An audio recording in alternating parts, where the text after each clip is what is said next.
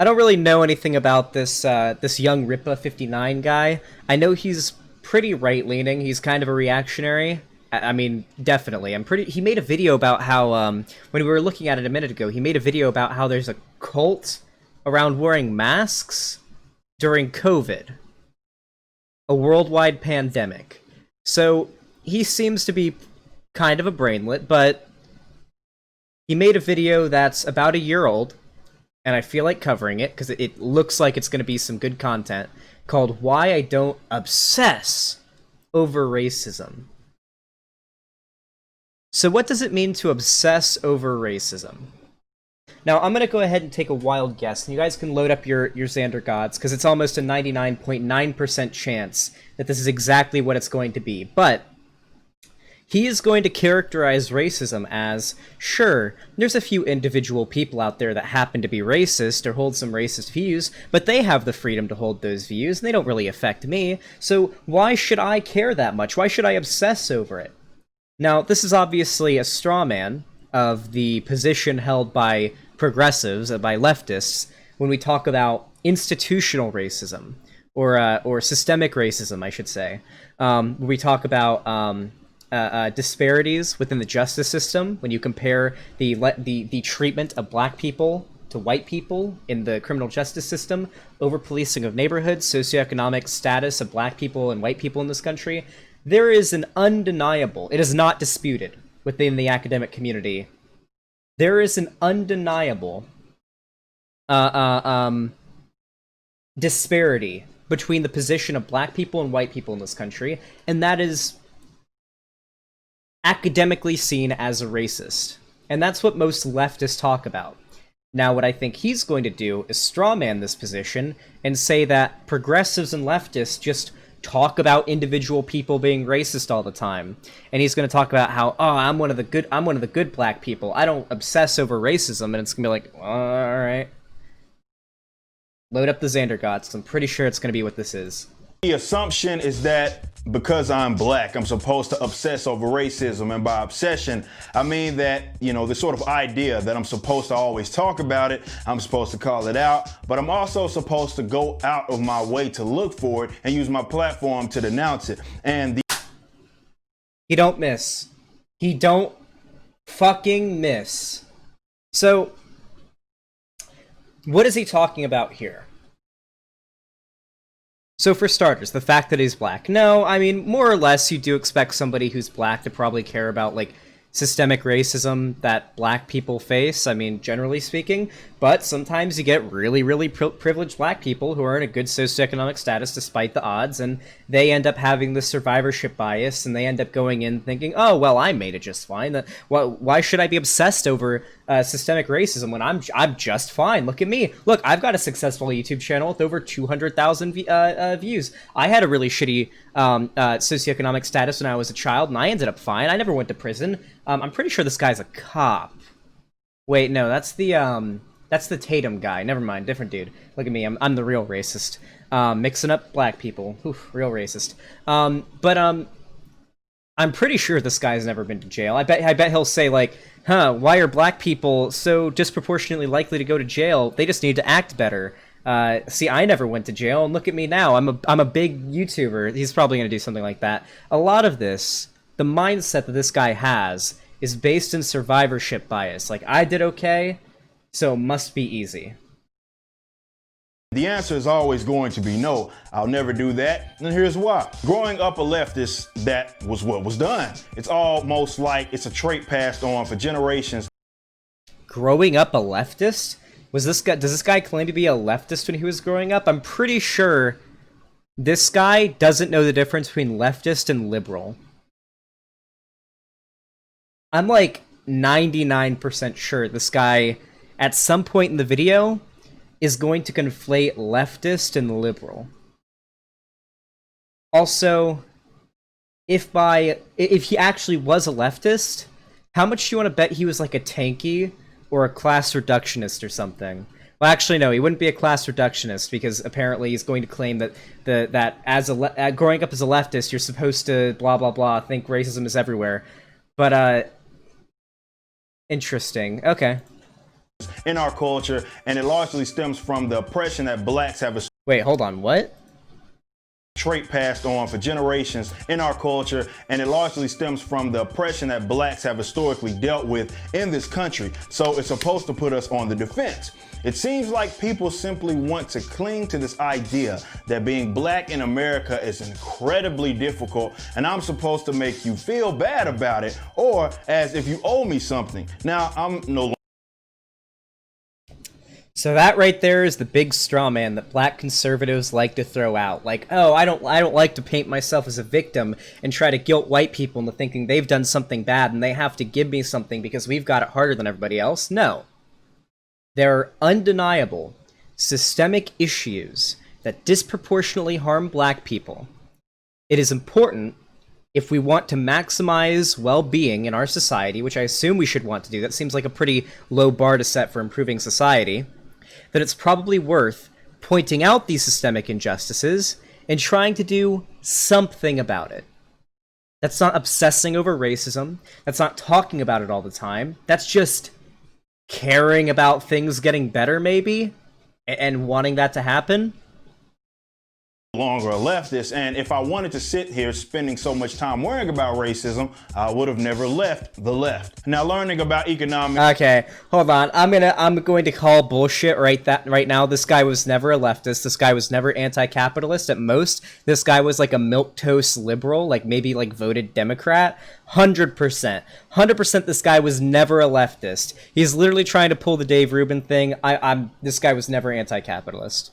And the history of black folks in America was what led me to become a libertarian, realizing that the state has been the vehicle of black oppression since they arrived on the slave boats, made this very easy. From Yeah. Wait, yeah. No, that's the actual thing that happened. Yes, it's the state. The state perpetuates injustice towards black people. That's why I'm a libertarian leftist, and I don't like the state. You just became a libertarian right, like a right libertarian, so you're all about, like, less power in the state, unless the state's doing something you like, I don't know, banning abortion. I imagine you're probably pro-life. And now you just want corporations to take the place of the state. If this guy had his way, he would have the government destroyed and put into its place a massive mega corporation that would then make the decisions for everybody. Because as long as it's the free market dictating what everybody does, ANCAPs like this dude, because I know this guy's an ANCAP. You know this guy's a fucking ANCAP. ANCAPs like this dude are completely fine getting tread on. You know how they have the little tread on me flag? They just want to get fucking stumped by massive corporations. That's what these people want. Yeah, going back to feudalism. Slave codes to black codes, Jim Crow laws, and digging into some of the Supreme Court cases such as Plessy versus Ferguson, it's easy to see that the state has been the primary tool of the racists against black folks, and it still is to this day. But one of the things that really got me re-examining my approach to racism was studying the difference between particular civil rights activists and black leaders in this country. Often we are put under this impression that black folks that worked to liberate blacks were on the same page, and that's simply not true. Is he about to bring up that, like, Malcolm X was like a segregationist for a lot of his life, and that Martin Luther King Jr. was a socialist? I doubt he'll acknowledge that MLK was a socialist. Like, wait, is he going to go for that argument that, like, Malcolm X was I imagine he's going to bring up Malcolm X being a segregationist. How much do you want to bet that's what we're about to get? That some black activists are like black separatist types. Oh boy. May have had the same end game, but the strategies weren't in alignment. In fact, we saw many of them bump heads because of all of this. Hell, some of them didn't even have the same end game. For example, Booker T. Washington and W.E.B. Du Bois. Now, W.E.B. Du Bois believed that blacks weren't going to really be making large strides until their top dogs were impressively educated. So you need these educational and economic elites. Hey, at least you didn't bring up Malcolm X, huh? Wait, what does this have to do with anything? This is so fucking weird. Why is this isn't an argument against, okay, why I don't, let's go down the line of logic here, right? why I don't obsess over racism. Strawman's the left's position on what systemic racism is and what it is to call it out, characterizing caring about it as being obsessed about it and having to talk about it all the time, then moves to talking about how different black activists throughout history have had different opinions on it, and then coming all the way back around now to, this is why I left the left and am now like an ANCAP right libertarian. Is that more or less?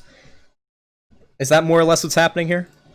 To lead blacks, and then advancement will essentially trickle down to them. He called this the talented 10th.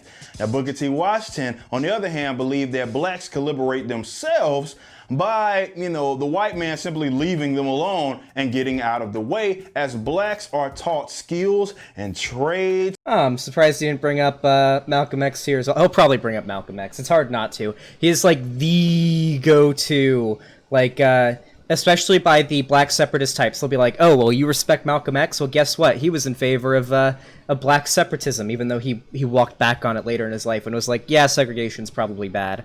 Like, I please, prove me right. Bring up Malcolm X, please. Please! Please! So they could control their own economic mobility. And a great quote of his is saying, no race can prosper till it learns that there is as much dignity in tilling a field as in writing a poem.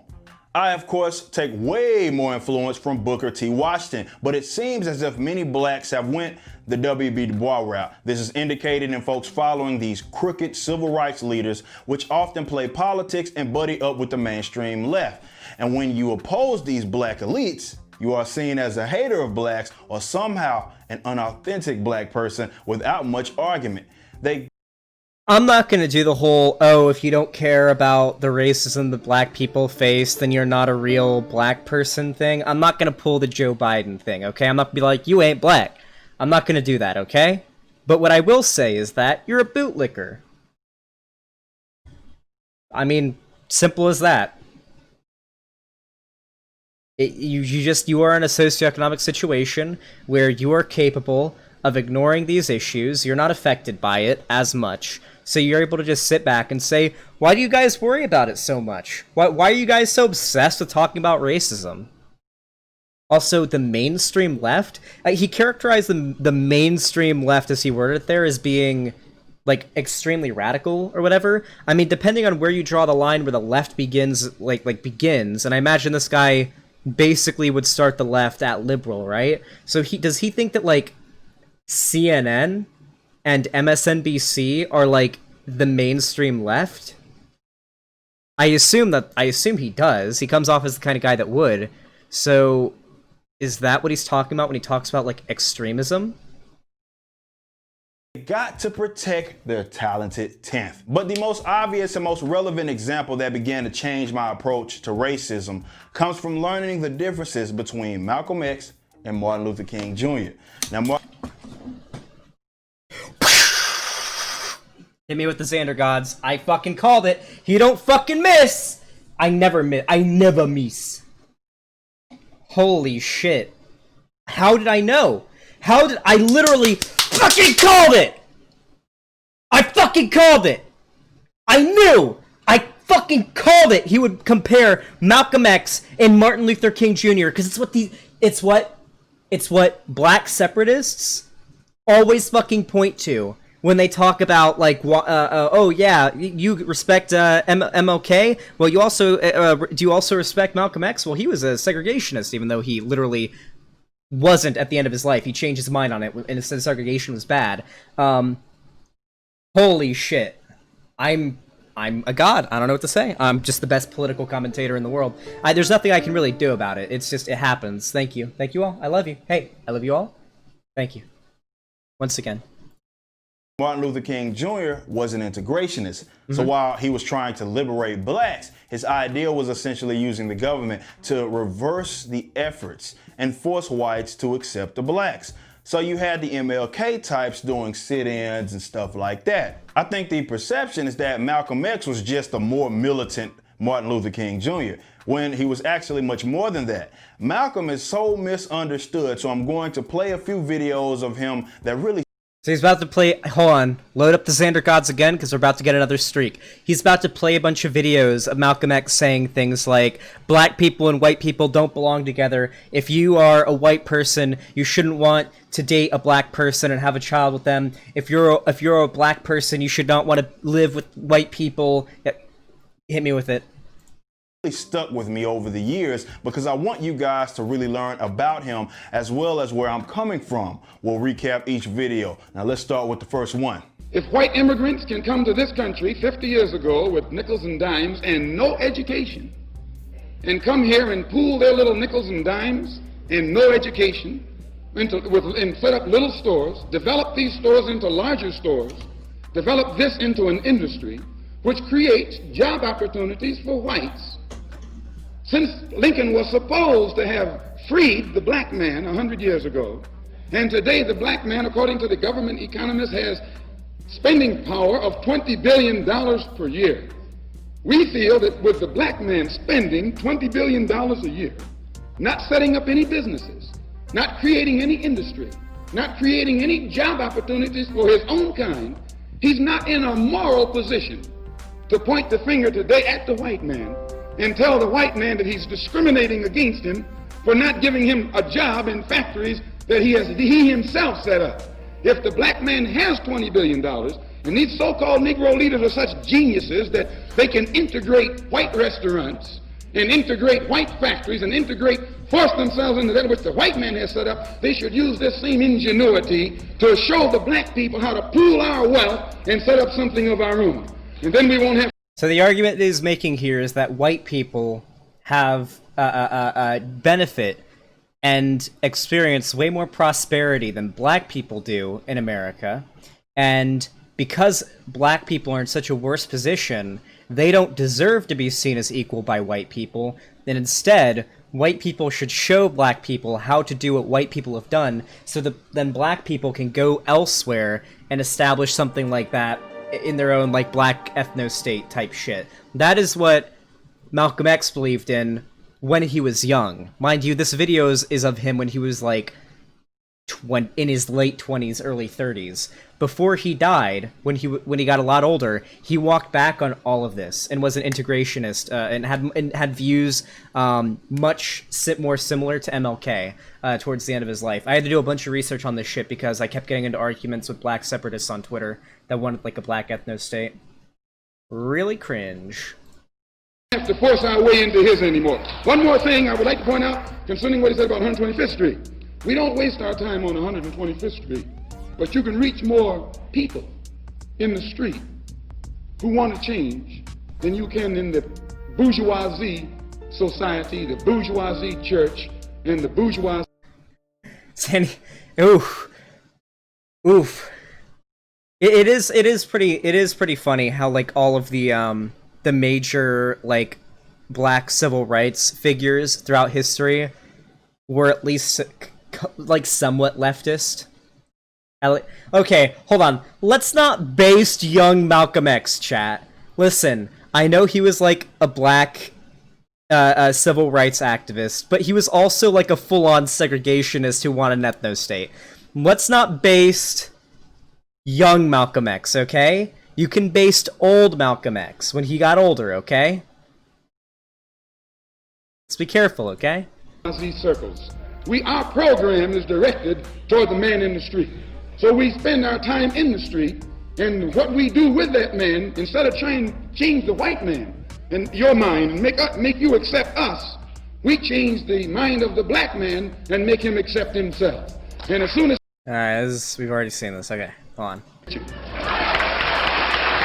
Particularly at the end of this video is what I love, in which he's saying we don't focus on trying to make white folks accept the black man. We get the black man to accept himself, and then we don't worry about trying to force our way into the affairs of whites. Now this is something being... Yes, then Malcolm X got older and realized that his beliefs when he was younger were, like, misguided and naive. And he changed his mind as he got older and more mature. I like how this guy's playing a video of Malcolm X from when he was younger and saying, "Wow, he made a really good point here." Meanwhile, just before that, he argued for a black ethnostate, that black people ought to be taught how to like do industry and shit like that and form a successful society from white people, so they can go off and build their own like prosperous black ethnostate. Said when there was far more oppression of blacks, obviously in the 50s and 60s, but Malcolm understood that there is a lot of money being spent, and economically, blacks should be able to figure this out. I feel, oh my god, you know what this would feel like? If like Malcolm X would be rolling over in his grave so quickly you could power a whole city with the kinetic energy being made by the rotations of his corpse spinning in his grave right now. This would be like if I was a YouTuber back when I was a reactionary, and I had some really fucking stupid takes. Just some really, really cringy, reactionary, misinformed takes. Back when I was like 17 and I made a YouTube video about it.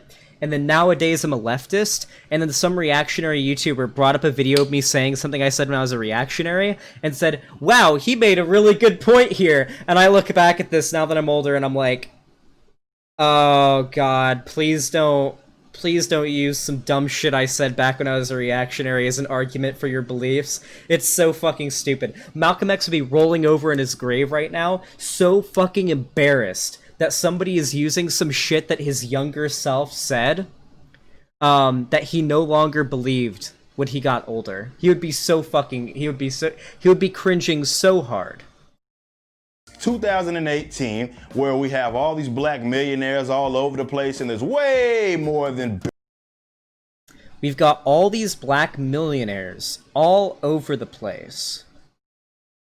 I mean, if you talk about just like just raw numbers with no other context or per capita, sure, there's probably a shit ton of black millionaires. Like there's some millionaire black athletes, but if we're talking about per capita, if we're looking at the actual data and the statistics,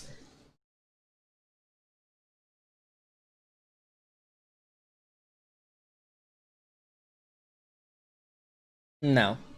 Sorry. Doesn't work that way. Data says otherwise. Black people may be better off than they were 50, 60 years ago. I mean, no shit. We'd be in a much worse position in America if that weren't the case. But the data is there. Black people are still, inarguably, in a significantly worse place socioeconomically in America than white people are. This just isn't up for debate. This isn't something that's debated in the academic space. $1 billion being spent. So blacks are more free and have more money, but somehow folks take problem with me taking the position of Malcolm X. This does nothing but highlight how most people don't know Malcolm or black leaders. This guy saying that people don't know Malcolm X, and they don't know how he changed his opinions as he got older. Hold on.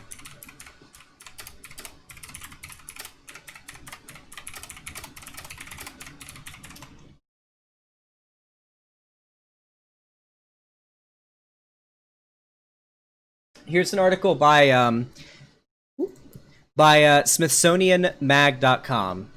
Seems pretty nice. It's Smithsonian Magazine, right? Is it time for a reassessment of Malcolm X? And it basically goes into a lot of the history of Malcolm X's beliefs, and then towards the end gets into his beliefs as he got older and all of that. It's pretty interesting. I do a bunch of reading about him as I got into these fucking arguments with the black separatist types on Twitter. Okay, it is hilarious to me, fucking hilarious to me, that this dude is saying that people don't understand Malcolm X when he isn't even aware of how much his viewpoints and his perspective changed as he aged and got more mature. It's hilarious.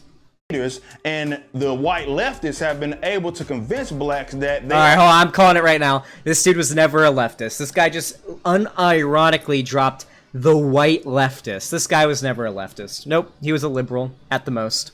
Are more oppressed now than they were during the civil rights era. Let's continue. What? Who is saying that black people are more oppressed now than they were during the civil rights era? Nobody is saying that. The only thing anybody is saying is that police brutality is a more relevant issue than ever when it comes to the black people in America. There's systemic racism and systemic injustice within our system, and we ought to acknowledge it and do something about it. Acknowledging that there is a problem isn't saying that things are worse than they used to be. What? On the subject of integration, Malcolm X had some interesting things to say. As long as we sit around here trying to... He's just gonna play a bunch of clips of young Malcolm X talking about how black people and white people ought to be segregated. Wait, he said Wait, hold on a second. He said that he agrees and likes Malcolm X earlier, didn't he? Wait, am I wrong in that? Wait, was that like a misunderstanding from me? Chat. Type 1 if you heard him say he agrees and likes Malcolm X earlier in the video. I may have misunderstood it. Please tell me. Chat. Did you hear that as well, or are my ears failing me? I'm seeing a lot of ones. I'm seeing a lot of ones. Okay. Seeing a lot of ones.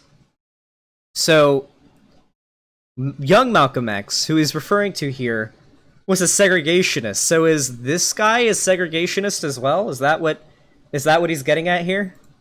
Pray to the white man's God and go to the white man's church and into the white man's school. We'll be brainwashed by the white man's educational system, and we'll continue to look down upon ourselves, and we'll continue to be a beggar to him because we'll continue to think that he's superior to us.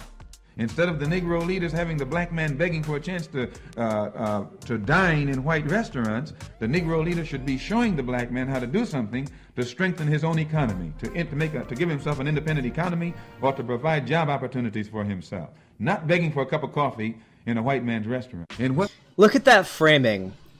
Begging white people to let black people come into their restaurants and stuff like that. Does he unironically agree with this framing here? Does he?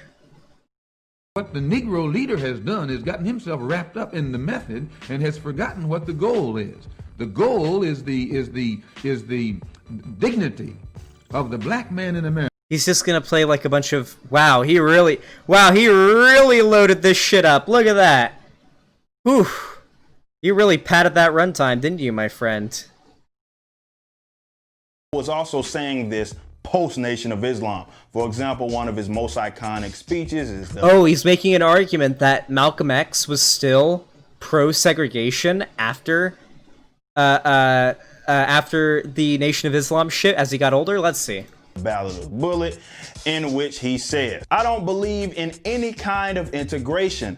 I'm not even worried about it because I know you're..." Let's see. Let's see.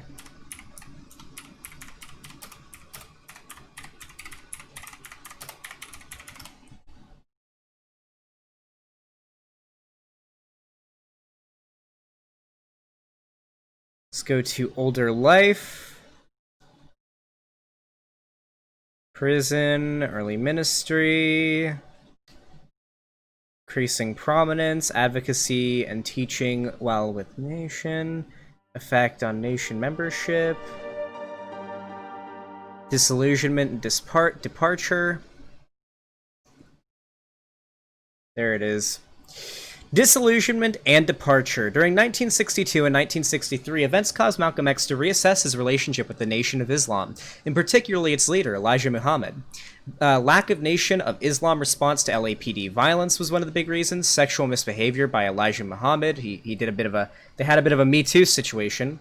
Remarks on the Kennedy assassination on December 1st, 1963, when asked to comment on the assassination of John F. Kennedy, Malcolm X said that it was a case of chickens coming home to roost. He added that chickens coming home to roost never did make me sad, always made me glad. Likewise, according to... So he mostly said he had it coming, more or less.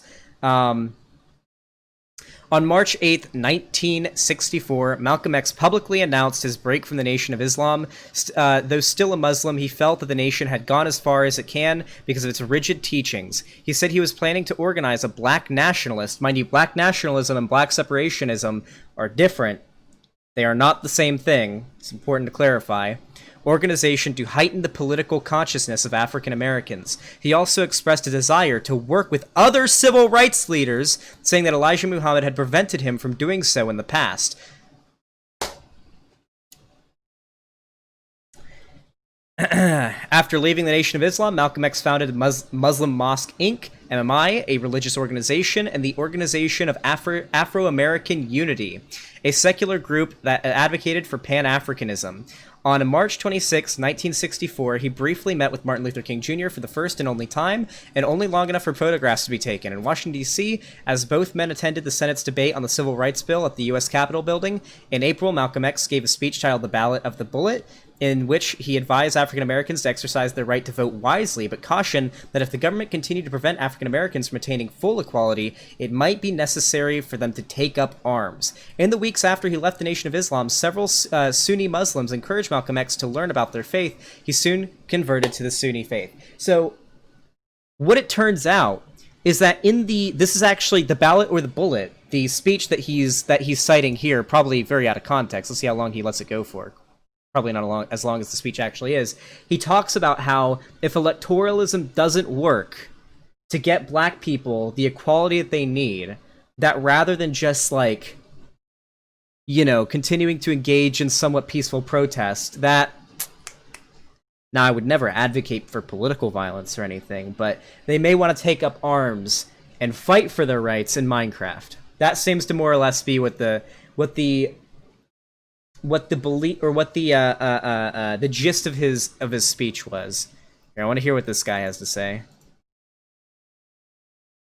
Be called a coon by these current pro-black civil rights leaders. There it is. Yes. Whew. Nice. So, pro-black civil rights leaders calling black people they disagree with Uncle Tom. Or I don't think I can say the other word, the C one.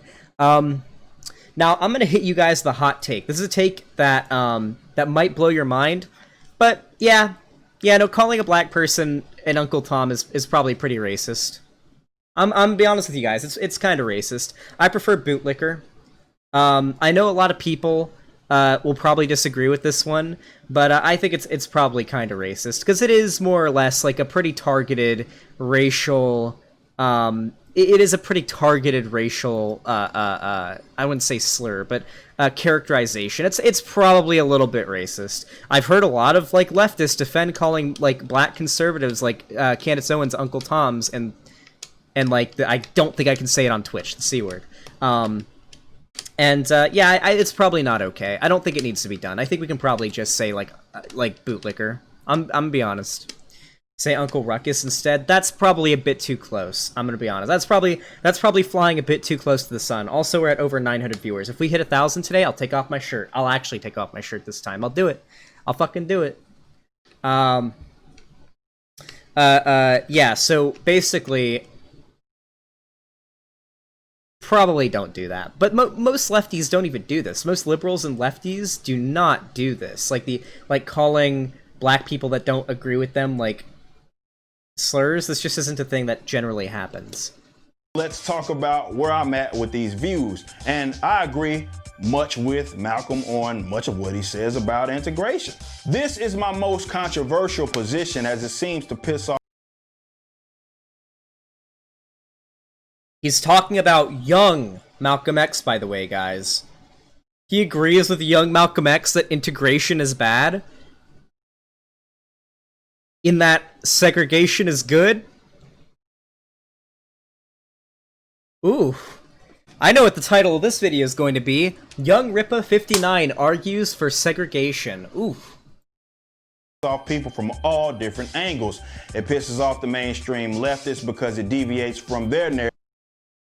I'm sorry, but every time I hear mainstream leftists, I inhale a little bit of water because as somebody who has been a liberal, a centrist, a conservative, a libertarian, and a borderline alt-righter and a leftist throughout my political journey, throughout my life, and had like a lot of perspective as to what mainstream politics and political discussion is in my lifetime, which is granted pretty short. I'm about to turn 21 in like less than 10 days. Or more than 10 days, sorry. I can more or less say no. No, the mainstream is not leftist. Now believe me, leftist ideas certainly inspire and affect current political discussion and discourse, don't get me wrong, but the idea that the mainstream media and mainstream politics is leftist is a fucking joke. Narrative of togetherness and the kumbaya stuff. It irritates the mainstream libertarians for the same reason it irritates the conservatives. I don't do this whole I'm colorblind, we're all equal stuff. It irritates the left libertarians for the same reason it irritates the white supremacists. It's an admission that I want to be away from them just as much as they want to be away from me. And he's literally arguing for segregation. He's literally arguing for segregation right now. This is, I will admit, it is refreshing when one of these like bootlicker types just comes mask off and is like, yeah, no, I'm just in favor of segregation. I don't think black people and white people belong together. I'll be honest. Also, he's actually wrong here. White supremacists and leftists disagree on this. It's the black separatist types like this dude and white nationalists and white supremacists that actually get along on this issue. Type 1, if you've seen the phenomenal slaughter that was the Destiny Vosh versus what was it, Stryker and Allsup debate. Who's seen it? Who's seen it? That's a lot of ones. Oh yeah, that's a lot of ones. That debate was phenomenal. And one of the things that I really liked about it was at the time when that debate happened, I was arguing with black separatists a lot on Twitter. And what ended up happening was, while I was watching that debate, simultaneously arguing with black nationalists on Twitter, James Allsup, I think it was, and Eric Stryker both said, we want to work with black separatists because we all have the same goals. We both all know that black and white people just can't get along, and we need to separate. We need to separate and be segregated. They need to have their own ethnostate where they can do their own thing. So I remember that being just one of my favorite fucking moments. So no, leftists and white supremacists don't agree on this. Black separatists like yourself and white supremacists agree on this because you have the same endgame. Sure, white supremacists want to kill black people, a lot of them do, but more or less they just want black people to be as far away from them as they can possibly be, or enslaved if that's how it has to be. If they're going to be occupying the same space, then black people damn well better be their slaves. That's more or less their outlook, right? So more of the white nationalist ethnostate types, though, they just want separation, right? Now, enforced violently, of course, but separation, obviously. So you agree with the white nationalists on this. You have the same endgame as them. They'll admit that they would work with you on these things. How many views does this video have? Really quick, I'm curious. Oh my fucking god. 228,000 views. 22,000 upvotes and 325 downvotes. Jesus Christ. Holy fuck. On a video, how good do you think it feels to be like a white nationalist or something, and to hear a black person basically regurgitating all of your racist talking points? God, that's gotta feel good. Because he's literally arguing for segregation here, and I think that's more or less what the title of the video that I'm gonna get from this is going to be. And I think we've basically seen enough. I mean, he's just gonna reiterate the same thing over and over again, but that's pretty interesting. I'll admit, I'm a little surprised by what this video ended up being. I gotta admit, he did do a little bit of what I expected at the beginning, like strawmanning the left into, oh, we obsess over racism all the time, right? But then he went into the full-on black separationism, but from like the conservative, like white nationalist end of it. Okay, wait, never mind. Actually, no. Hot take, there is no difference whatsoever if you are a consequentialist between white nationalists and black separatists. They have the same end goal.